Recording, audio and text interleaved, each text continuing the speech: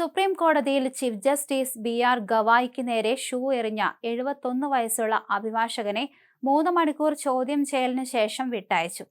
സംഭവത്തിൽ ഇയാൾക്കെതിരെ കുറ്റം ചുമത്താൻ സുപ്രീം കോടതി രജിസ്ട്രാർ ജനറൽ വിസമ്മതിച്ചതിനെ തുടർന്നാണ് ഡൽഹി പോലീസ് ഇയാളെ വിട്ടയച്ചത്. ചീഫ് ജസ്റ്റിസിന്റെ നിർദ്ദേശപ്രകാരമാണ് ഈ നടപടി സ്വീകരിച്ചതെന്നാണ് റിപ്പോർട്ടുകൾ സൂചിപ്പിക്കുന്നത്.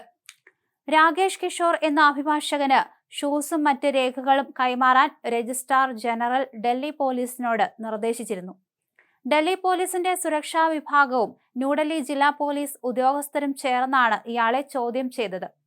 രാകേഷ് കിഷോറിന്റെ കൈവശമുണ്ടായിരുന്ന ഒരു വെള്ളക്കടലാസിൽ സനാതന ധർമ്മത്തോടുള്ള അനാദരവ് ഇന്ത്യ പൊറുക്കില്ല എന്ന് എഴുതിയിരുന്നതായി പോലീസ് കണ്ടെത്തി. ഷൂ എറിയുന്ന ഘട്ടത്തിലും ഇയാൾ സമാനമായ മുദ്രാവാക്യങ്ങൾ വിളിച്ചിരുന്നതായി അധികൃതർ അറിയിച്ചു. സുപ്രീം കോടതി, bar association, Delhi bar council തുടങ്ങിയവയുടെ കാർഡുകളും ഇയാളുടെ കൈവശം തന്നെ കണ്ടെത്തിയിട്ടുണ്ട്. അതേസമയം ചീഫ് ജസ്റ്റിസിന് നേരെയുണ്ടായ ആക്രമണത്തെ തുടർന്ന് ബാർ കൗൺസിൽ ഓഫ് ഇന്ത്യ ഇയാളെ സസ്പെൻഡ് ചെയ്തിട്ടുണ്ട്. തിങ്കളാഴ്ച രാവിലെ 11:30ഓടെയാണ് 1-ാം നമ്പർ കോടതിയിലെ നടപടിക്രമങ്ങൾക്കിടെ രാകേഷ് കിഷോർ തന്റെ ഷൂ ഊരി ചീഫ് ജസ്റ്റിസ് ഗവായിക്ക് നേരെ എറിഞ്ഞത്.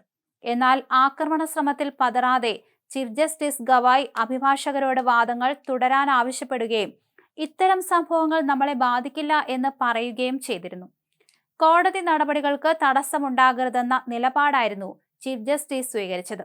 എന്തായാലും സുപ്രീം കോടതിക്കുള്ളിൽ വെച്ചുകൊണ്ട് ചീഫ് ജസ്റ്റിസ് BR ഗവായിക്ക് നേരെ ഷൂ എറിഞ്ഞ 71 വയസ്സുള്ള അഭിഭാഷകനെ 3 മണിക്കൂർ ചോദ്യം ചെയ്യുകയായിരുന്നു.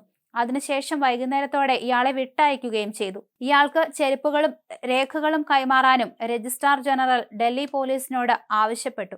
ഡൽഹി പോലീസിന്റെ സുരക്ഷാ വിഭാഗവും ന്യൂഡൽഹി ജില്ലാ പോലീസ് ഉദ്യോഗസ്ഥരും ചേർന്നാണ് ഇയാളെ ചോദ്യം ചെയ്തതെന്ന് അധികൃതർ വ്യക്തമാക്കുകയും ചെയ്തു.